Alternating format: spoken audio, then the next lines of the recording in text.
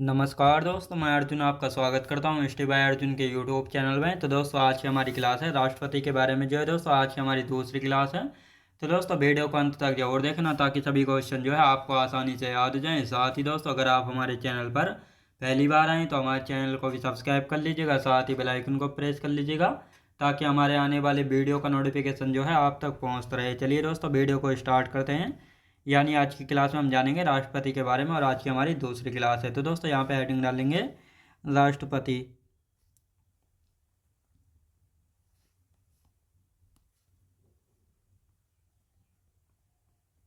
राष्ट्रपति के बारे में जो है दोस्तों आज की हमारी दूसरी क्लास और कल की क्लास में हम पढ़ रहे थे राष्ट्रपति की आपातकाल यानी राष्ट्रपति की शक्तियों के बारे में जो है पढ़ रहे थे। यानी आर्टिकल 72 में क्षमादान की शक्तियाँ हैं, यानी राष्ट्रपति जो है फांसी की सज़ा माफ़ कर सकते हैं। आर्टिकल 85 में राष्ट्रपति प्रधानमंत्री की सलाह पर जो है लोकसभा को भंग या लोकसभा को जो है ख़त्म कर सकते हैं, और साथ ही संसद के सत्रों यानी सेशंस को जो है सत्रावसान या सत्र आहूत जो है कर सकते हैं। तो दोस्तों यहाँ तक हम पढ़ चुके थे और आज आर्टिकल 86 से जो है पढ़ने वाले हैं। तो आर्टिकल 86 में कहा गया है संसद यानी राष्ट्रपति द्वारा संसद तक अपना संदेश जो है भेजा जा सकता है, और आर्टिकल 87 में राष्ट्रपति जो है संसद द्वारा अपना यानी राष्ट्रपति जो है संसद में अपना विशेष अभिभाषण जो है दे सकते हैं। तो ये आपको याद रखना है। और आर्टिकल 108 में कहा गया है कि राष्ट्रपति जो है साधारण विधेयक पर संयुक्त अधिवेशन बुला सकते हैं। और अब तक जो है कितनी बार संयुक्त अधिवेशन बुलाया जा चुका है, तो अब तक 3 बार जो है संयुक्त अधिवेशन बुलाया जा चुका है। पहला दहेज अधिवेशन 1961 में, दूसरा बैंकिंग सुधार अधिनियम 1978 में, और तीसरा आतंकवाद संबंधी अधिनियम 2002 में। तो इन सभी को यहाँ पे आप लिख लेते हैं। हेडिंग डालेंगे दोस्तों आर्टिकल 86।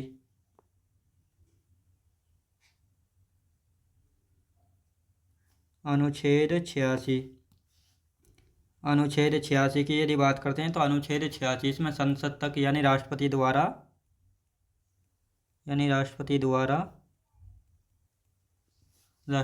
संसद तक अपना संदेश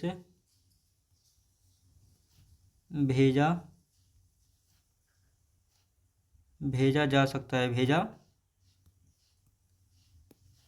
जा सकता है।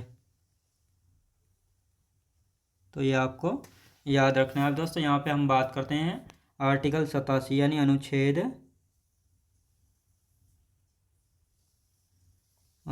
87 की यदि बात की जाए अनुच्छेद 87 की, तो यहाँ पे हम बात करेंगे अनुच्छेद 87। अनुच्छेद 87 की यदि बात करते हैं तो इसमें राष्ट्रपति संसद में अपना विशेष अभिभाषण दे सकते हैं। अपना विशेष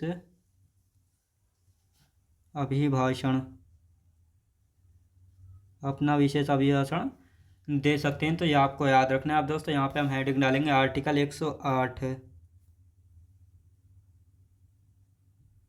अनुच्छेद 108 की यदि बात की जाए तो अनुच्छेद 108 में किसके बारे में चर्चा की गई है, तो इसमें दोस्तों राष्ट्रपति जो है साधारण विधेयक पर संयुक्त अधिवेशन बुला सकता है। लिखेंगे राष्ट्रपति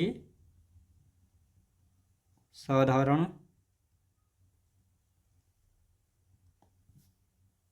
विधेयक पर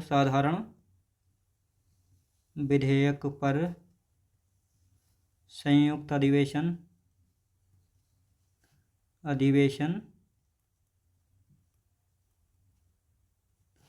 बुला सकता है। याद रखेंगे। अब दोस्तों यहाँ पे हम बात करेंगे अब तक कुल 3 बार संयुक्त अधिवेशन बुलाया जा चुका है। अब तक कुल 3 बार संयुक्त अधिवेशन बुलाया जा चुका है। तो कब कब बुलाया गया, तो दोस्तों पहले की यदि बात करते हैं दहेज अधिनियम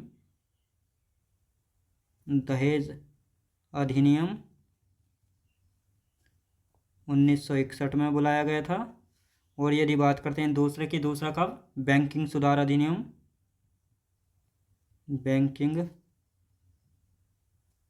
सुधार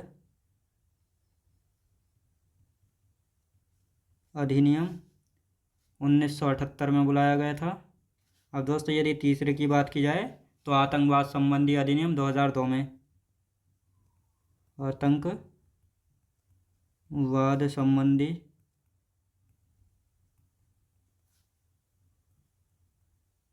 अधिनियम 2002 में जो है बुलाया गया था, तो ये आपको याद रखना है। अब दोस्तों यहाँ पे हम बात करते हैं आर्टिकल 123। आर्टिकल 123 की यदि बात की जाए तो इसमें कहा गया है राष्ट्रपति जो है अध्यादेश जारी कर सकता है। तो राष्ट्रपति अध्यादेश जारी कब करते हैं, यानी जब संसद में कोई भी सदन ना चले तो राष्ट्रपति जो है अध्यादेश जारी कर सकते हैं, और संसद द्वारा जो है अनुमोदन 6 सप्ताह में मिल जाना चाहिए, और ये अध्यादेश जो है अधिकतम 6 माह तक जो है लागू रह सकता है। और आर्टिकल 143 की बात की जाए तो इसमें उच्चतम न्यायालय के मुख्य न्यायाधीश से जो है राष्ट्रपति सलाह ले सकते हैं, लेकिन ये राष्ट्रपति के ऊपर है कि वह उच्चतम न्यायालय के मुख्य न्यायाधीश की जो है सलाह माने ना माने, ये राष्ट्रपति के ऊपर है। लेकिन आर्टिकल 143 कहता है कि राष्ट्रपति जो है उच्च न्यायालय के यानी सुप्रीम कोर्ट के मुख्य न्यायाधीश से जो है सलाह ले सकते हैं। तो दोस्तों यहाँ पे हम लिख लेते हैं इन दोनों आर्टिकलों को। यहाँ पे हम बात करते हैं अनुच्छेद 123। अनुच्छेद 123 की यदि बात की जाए तो इसमें किसके बारे में चर्चा की गई, इसमें लिखेंगे राष्ट्रपति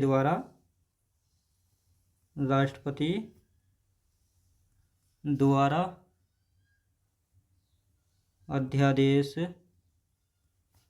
जारी किया जा सकता है, और ये जो है दोस्तों संसद द्वारा अनुमोदन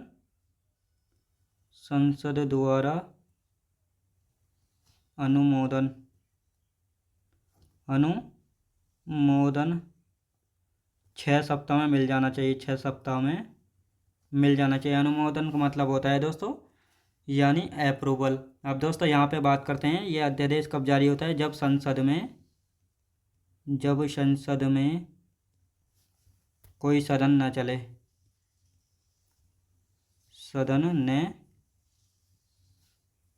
तब जो है राष्ट्रपति अध्यादेश जारी कर सकते हैं। अब दोस्तों यहाँ पे बात करते हैं अधिकतम 6 माह के लिए लगता है, अधिकतम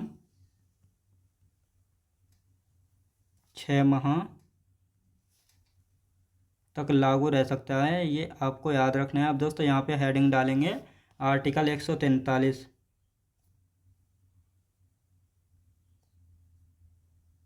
अनुच्छेद 143 यहाँ पे बात करते हैं। अब इसमें किसके बारे में, उच्चतम न्यायालय के मुख्य न्यायाधीश से राष्ट्रपति सलाह ले सकता है। उच्चतम न्यायालय के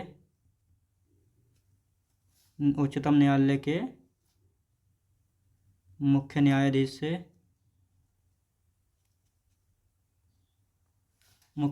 से राष्ट्रपति सलाह ले सकता है। अब चाहे माने या ना माने सलाह, ये राष्ट्रपति के ऊपर है, लेकिन राष्ट्रपति सलाह ले सकते हैं, ये आपको याद रखना है। अब दोस्तों यहाँ पे एक बार इनका रिवीजन कर लेते हैं ताकि आपको अच्छे से याद हो जाए। अब दोस्तों यहाँ पे एक बार इनका रिवीजन करेंगे। तो दोस्तों आर्टिकल 86 की यदि बात की जाए तो आर्टिकल 86 में राष्ट्रपति द्वारा संसद तक अपना संदेश भेजा जा सकता है, यानी आर्टिकल 86 में कहा गया राष्ट्रपति द्वारा जो है संसद तक अपना संदेश भेजा जा सकता है, आर्टिकल 86 में कहा गया है।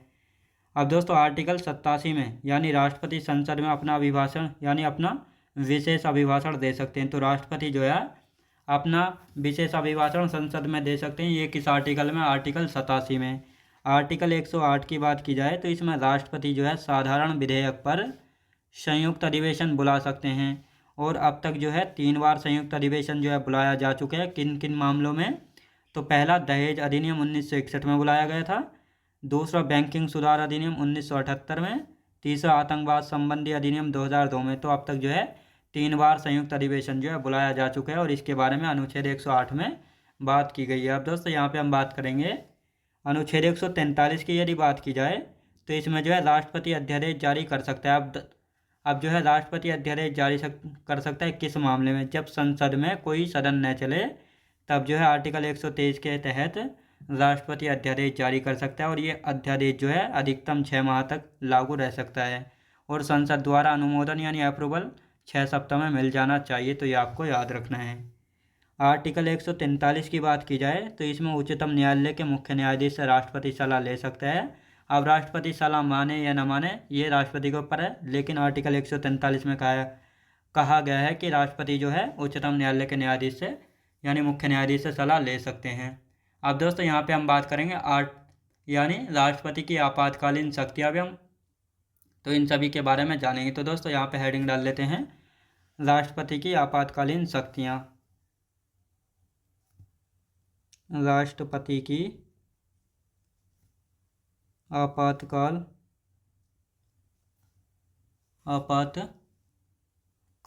शक्तियाँ। तो राष्ट्रपति की आपातकालीन शक्तियाँ कौन कौन सी और इनके बारे में किन आर्टिकल में जो है चर्चा की गई। तो आर्टिकल 352 से लेकर आर्टिकल 360 तक जो है आपातकालीन शक्तियों के बारे में जो है बताया गया है। तो ये आपको याद रखना, अब एक एक आर्टिकल करके यहाँ पे देखेंगे। तो यहाँ पे हम बात करते हैं दोस्तों, राष्ट्रपति अनुच्छेद 352 के तहत जो है राष्ट्रीय आपातकाल घोषित कर सकता है। और दोस्तों राष्ट्रीय आपातकाल जो है किन मामलों में जो है घोषित किया जाता है। तो दोस्तों जैसे बाहरी आक्रमण होने पर, जैसे यानी कोई देश जो है भारत पर आक्रमण कर सकता है तो राष्ट्रीय आपातकाल घोषित किया जा सकता है। युद्ध की स्थिति में, जैसे भारत किसी पड़ोसी देश से युद्ध लड़ रहा है तो इस समय भी जो है राष्ट्रीय आपातकाल घोषित किया जा सकता है। और सशस्त्र विद्रोह होने पर, यानी भारत में ही जो है लोग जब शस्त्र लेकर विद्रोह करने पर उतर आते हैं तो इस समय भी जो है राष्ट्रीय आपातकाल घोषित किया जा सकता है। और साथ ही दोस्तों अब तक जो है कितनी बार राष्ट्रीय आपातकाल घोषित हो चुका है। तो अब तक जो है 3 बार राष्ट्रीय आपातकाल जो है घोषित हो चुका है। यानी पहला भारत चीन युद्ध हुआ था जब 1962 में, तब हुआ था राष्ट्रीय आपातकाल घोषित। और इस समय राष्ट्रपति थे एस राधाकृष्णन यानी सर्वपल्ली राधाकृष्णन। और दूसरा दोस्तों आप भारत और पाक का युद्ध हुआ था 1971 में, तो इस समय राष्ट्रपति थे BB गिरी यानी वरा वेंकट गिरी, तो इस समय हुआ था। और तीसरा दोस्तों आंतरिक अशांति के आधार पर 1975 में, और इस समय राष्ट्रपति थे फखरुद्दीन अली अहमद।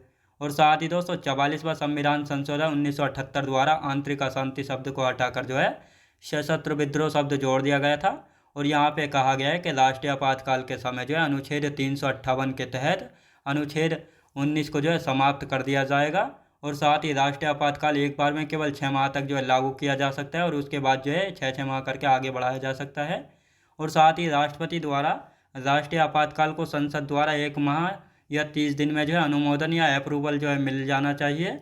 और यदि बात करते हैं राष्ट्रीय आपातकाल में जो है अनुच्छेद 359 के द्वारा अनुच्छेद 20 और 21 को छोड़कर बाकी सभी मौलिक अधिकार जो है राष्ट्रपति द्वारा समाप्त कर दिए जाते हैं। तो दोस्तों अब इन सभी को यहाँ पे लिख लेते हैं, हेडिंग डालेंगे आर्टिकल 352। तो लिखते हैं दोस्तों, यहाँ पे हम बात करेंगे यानी राष्ट्रपति अनुच्छेद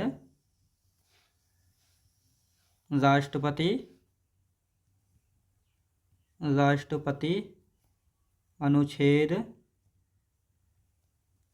352 के तहत राष्ट्रीय आपातकाल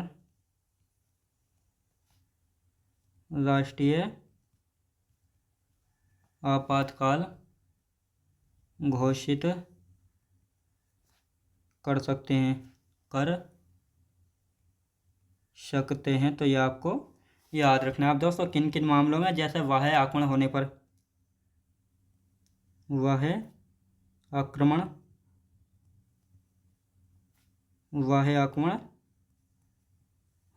अब दोस्तों यहाँ पे हम बात करते हैं युद्ध की स्थिति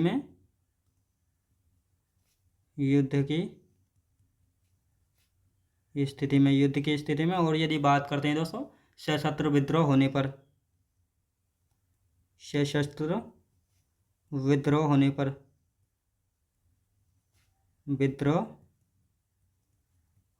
जो है कर सकते हैं। अब दोस्तों यहाँ पे बात आती है, अब तक जो है 3 बार राष्ट्रीय आपातकाल लग चुका है। अब तक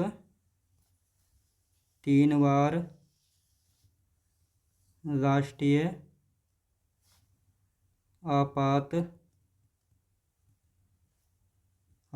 आपातकाल 3 बार लग चुका है। याद रखें दोस्तों, आपातकाल लग चुका है, तो ये आपको याद रखना है। अब जो है ये कब कब लगा था, तो यहाँ पर देख लेते हैं। जब भारत और चाइना का युद्ध हुआ था, भारत और चीन युद्ध हुआ था। कब हुआ था भारत और चीन युद्ध? 1962 में हुआ था। और इस समय राष्ट्रपति कौन थे दोस्तों? राष्ट्रपति कौन थे इस समय? राधा कृष्णन, एस राधा कृष्ण। अब दोस्तों यहाँ पे हम बात करते हैं भारत और पाक का युद्ध हुआ था। भारत और पाक युद्ध हुआ था, कब हुआ था ये? 1971 में। और इस समय राष्ट्रपति कौन थे? इस समय राष्ट्रपति थे वी गिरी, वरा वेंकट गिरी, याद रखेंगे दोस्तों, वी गिरी थे। अब दोस्तों यहाँ पे हम बात करते हैं तीसरा, आंतरिक अशांति के आधार पर। अशांति के आधार पर कब? 1975 में। 1975 में। अब दोस्तों यहाँ पे बात करते हैं राष्ट्रपति कौन थे इस समय? इस समय राष्ट्रपति थे फ़खरुद्दीन अली अहमद। फ़खरुद्दीन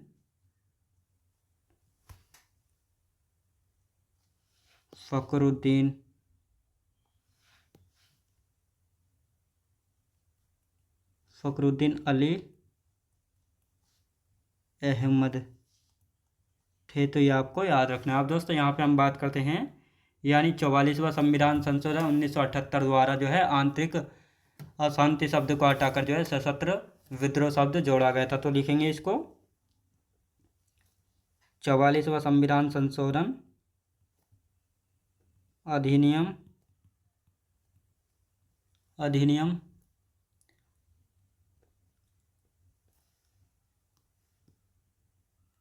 44वां संविधान संशोधन अधिनियम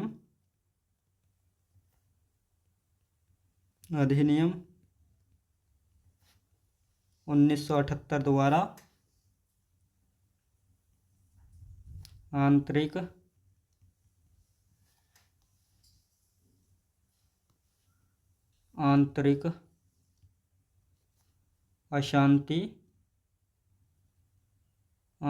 अशांति शब्द को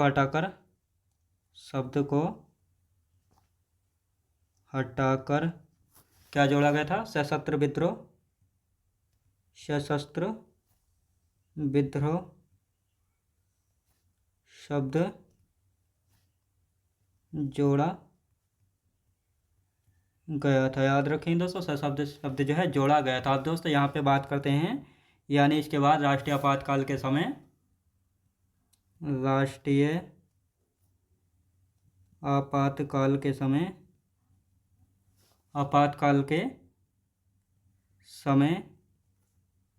अनुच्छेद 358 के तहत अनुच्छेद 19 को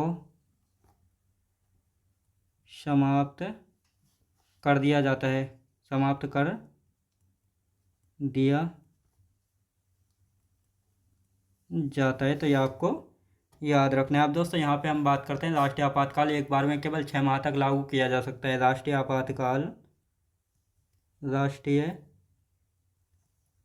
आपातकाल एक बार में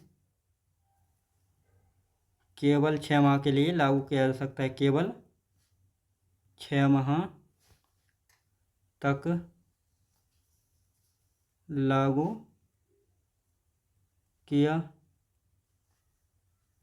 जा सकता है, 6 माह तक जो है लागू किया जा सकता है। अब दोस्तों यहाँ पे बात आती है राष्ट्रपति द्वारा राष्ट्रीय आपातकाल को जो है संसद द्वारा 1 माह में या 30 दिन में जो अनुमोदन मिल जाना चाहिए। राष्ट्रपति द्वारा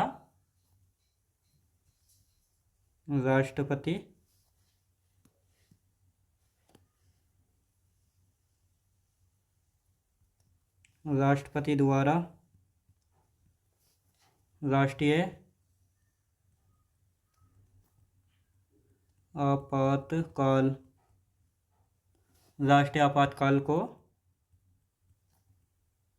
संसद द्वारा संसद द्वारा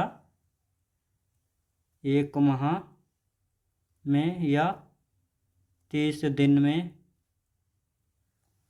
अनुमोदन मिल जाना चाहिए। अनुमोदन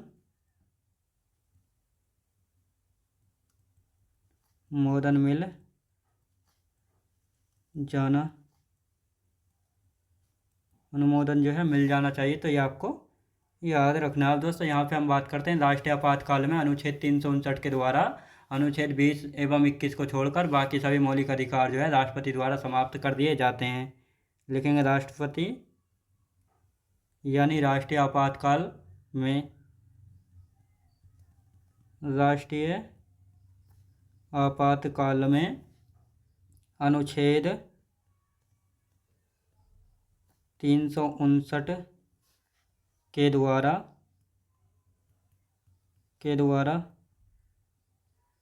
अनुच्छेद 20 और 21 को 20 एवं 21 को छोड़कर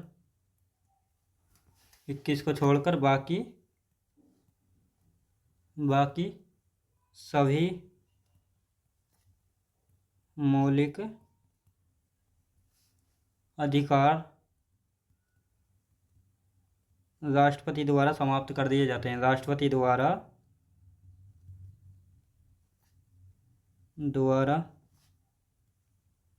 समाप्त कर दिए जाते हैं। तो ये आपको याद रखना है। अब दोस्तों यहाँ पे एक बार अब इसका रिवीजन कर लेते हैं ताकि ये सभी आपको आसानी से याद हो जाए। फिर आर्टिकल 56 के बारे में देखेंगे। तो यहाँ पे बात करते हैं राष्ट्रपति की आपातकालीन शक्तियाँ। आर्टिकल 352 से 360 तक हैं। यानी राष्ट्रपति जो है अनुच्छेद 352 के तहत जो है राष्ट्रीय आपातकाल घोषित कर सकते हैं। तो दोस्तों राष्ट्रपति जो है आर्टिकल 352 के तहत जो है राष्ट्रीय आपातकाल घोषित कर सकते हैं। और राष्ट्रीय आपातकाल घोषित कब किया जाता है? तो जैसे बाह्य आक्रमण होने पर, यानी जब कोई बाहरी देश जो है भारत पर आक्रमण कर सकता है तो उस स्थिति में जो है भारत में राष्ट्रीय आपातकाल लगाया जा सकता है। युद्ध की स्थिति में, यानी जब भारत किसी पड़ोसी देश से युद्ध करता है, जैसे 1971 में जो है भारत और पाक का युद्ध हुआ था, तो उस समय जो है राष्ट्रीय आपातकाल घोषित हुआ था। और सशस्त्र विद्रोह होने पर, यानी भारत में जो है जब लोग शस्त्र उठाकर जो है विद्रोह करने लगते हैं तो उस समय भी जो है क्या हो सकता है? राष्ट्रीय आपातकाल लगाया जा सकता है। और अब तक जो है 3 बार राष्ट्रीय आपातकाल लगाया जा चुका है। याद रखें दोस्तों, अब तक 3 बार राष्ट्रीय आपातकाल लग चुका है। कब कब? भारत और चीन का युद्ध हुआ था 1962 में, तो जब लगा था जब जो है राष्ट्रपति थे एस राधाकृष्णन यानी सर्वपल्ली राधाकृष्णन। और दूसरी बार भारत और पाक का युद्ध हुआ था 1971 में, जब लगा था जब राष्ट्रपति थे बी गिरी यानी वरा वेंकट गिरी। तीसरा आंतरिक अशांति के आधार पर 1975 में लगा था और राष्ट्रपति थे फखरुद्दीन अली अहमद, तो अब लगा था। तो यानी 3 बार जो है लग चुका है भारत में अब तक राष्ट्रीय आपातकाल। अब 44वां संविधान संशोधन अधिनियम 1978 द्वारा आंतरिक अशांति शब्द को हटाकर सशस्त्र विद्रोह शब्द को जो है जोड़ा गया था। और साथ ही दोस्तों राष्ट्रीय आपातकाल के समय जो है अनुच्छेद 358 के तहत आर्टिकल 19 को जो है समाप्त कर दिया गया। यानी यहाँ पे कहा गया है राष्ट्रीय आपातकाल के समय जो है अनुच्छेद 358 के समय आर्टिकल 19 को जो है समाप्त कर दिया जाता है। आर्टिकल 19 में जो है वाक एवं अभिव्यक्ति की स्वतंत्रता के बारे में जो है बताया गया है। और साथ ही राष्ट्रीय आपातकाल जो है, यानी राष्ट्रीय आपातकाल एक बार में केवल 6 माह तक जो है लग सकता है। तो ये आपको याद रखना है। और इसको 6-6 महीने करके जो है बढ़ाया जा सकता है। राष्ट्रपति द्वारा राष्ट्रीय आपातकाल को संसद द्वारा, यानी जब राष्ट्रपति राष्ट्रीय आपातकाल की घोषणा करते हैं तो इसको जो है संसद द्वारा 1 माह या 30 दिन में जो है अप्रूवल मिल जाना चाहिए, यानी अनुमोदन या अप्रूवल मिल जाना चाहिए। अगर संसद 30 दिन या 1 माह में अप्रूवल दे देती है तो राष्ट्रीय आपातकाल लग जाता है। अगर संसद अप्रूवल नहीं देती है तो राष्ट्रीय आपातकाल जो है नहीं लगेगा। अब दोस्तों यहाँ पे हम बात करते हैं राष्ट्रीय आपातकाल में अनुच्छेद। राष्ट्रीय आपातकाल में जो है अनुच्छेद 359 के तहत जो है अनुच्छेद 20 और 21 को छोड़कर बाकी सभी मौलिक अधिकार राष्ट्रपति द्वारा समाप्त कर दिए जाते हैं। यानी जब राष्ट्रीय आपातकाल होता है तो अनुच्छेद 359 के द्वारा जो है आर्टिकल 20 और 21 को छोड़कर बाकी जितने भी सारे मौलिक अधिकार हैं इनको राष्ट्रपति द्वारा जो है समाप्त कर दिया जाता है। और मौलिक अधिकारों की बात करते हैं तो इनको जो है आर्टिकल 3 में, यानी संविधान के भाग 3 में रखा गया, जिसमें आर्टिकल हैं आर्टिकल 12 से लेकर 35 तक जो है चर्चा की गई। इसके बारे में हम पिछली क्लासों में जान चुके हैं। अब दोस्तों यहाँ पे हम बात करते हैं आर्टिकल 356। आर्टिकल 356 की यदि बात की जाए तो दोस्तों पहले आप इस आर्टिकल को लिख लेते हैं और उसके बाद जो है इसका एक साथ हम रिवीजन कर लेंगे यहाँ पे। तो यहाँ पे हेडिंग डाल लेते हैं अनुच्छेद 356। अनुच्छेद 356। अनुच्छेद 356 की यदि बात की जाए तो इसमें जो है राष्ट्रपति शासन लगता है। क्या दोस्तों? राष्ट्रपति शासन के बारे में जो है बताया गया, यानी अनुच्छेद 356 के तहत जो है राष्ट्रपति शासन लगाया जा सकता है राज्यपाल की सिफारिश पर। राज्यपाल की सिफारिश पर। सिफारिश पर। और संसद द्वारा जो है इसको लिखेंगे संसद द्वारा 2 माह या 60 दिन में अनुमोदन मिलना चाहिए। अनुमोदन मिल जाना चाहिए, तभी जो है राष्ट्रपति शासन लगता है। अगर अनुमोदन नहीं मिलता है तो राष्ट्रपति शासन जो है नहीं लगेगा। तो ये आपको याद रखना है। अब दोस्तों यहाँ पे बात करते हैं, इसे अधिकतम 3 साल के लिए लागू किया जा सकता है। इसे अधिकतम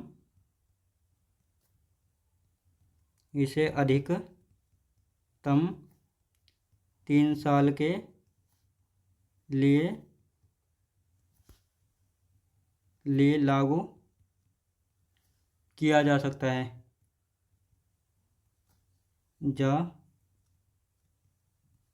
है। तो ये आपको याद रखना है। अब दोस्तों यहाँ पे हम बात करते हैं सबसे पहले कहाँ पे लगा था। तो दोस्तों यहाँ पे यानी इसे 3 साल से अधिक नहीं लगाया जा सकता। अब सबसे पहले जो है यहाँ पे बात करते हैं सबसे पहले कहाँ पे लगा था। सबसे पहले दोस्तों कहाँ पे लगा था? सबसे पहले की यदि बात की जाए तो पंजाब में लगा था। कब? कब लगा था दोस्तों? 1951 में जो है लगा था। कब? 1951 में। और जब ये पंजाब जो है पेप्सू हुआ करता था। क्या दोस्तों? पेप्सू जो है हुआ करता था। और ये पंजाब कब बना था दोस्तों? पंजाब बना था 1966 में, यानी 1951 में लग चुका था। यानी पंजाब जो है पहले पेप्सू जो है हुआ करता। अब दोस्तों यहाँ पे बात आती है सर्वाधिक बार कहाँ पे लगा है। सर्वाधिक बार यानी सबसे ज़्यादा बार मणिपुर में लगा है 11 बार। और यदि यूपी की बात करते हैं, उत्तर प्रदेश में 10 बार लग चुका है। ये आपको याद रखना है। अब दोस्तों यहाँ पे एक बार अब इसका फिर रिवीजन करेंगे। तो दोस्तों यदि बात करते हैं आर्टिकल 356 के तहत जो है राष्ट्रपति शासन लगाया जा सकता है।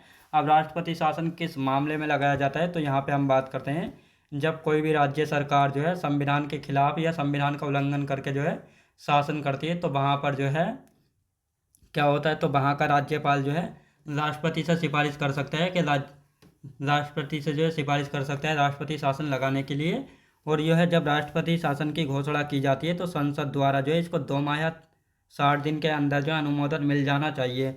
अगर संसद जो है 2 महीना या 60 दिन के अंदर अनुमोदन दे देती है राष्ट्रपति शासन के या अप्रूवल मिल जाता है तो राष्ट्रपति शासन लागू हो जाता है। अगर अनुमोदन नहीं मिलता संसद द्वारा तो राष्ट्रपति शासन नहीं लगेगा। यानी राज्यपाल की सिफारिश पर। और इसे अधिकतम जो है अधिकतम इसे 3 साल तक जो है लगाया जा सकता है, ज़्यादा से ज़्यादा, और 3 साल से ऊपर नहीं लगाया जा सकता।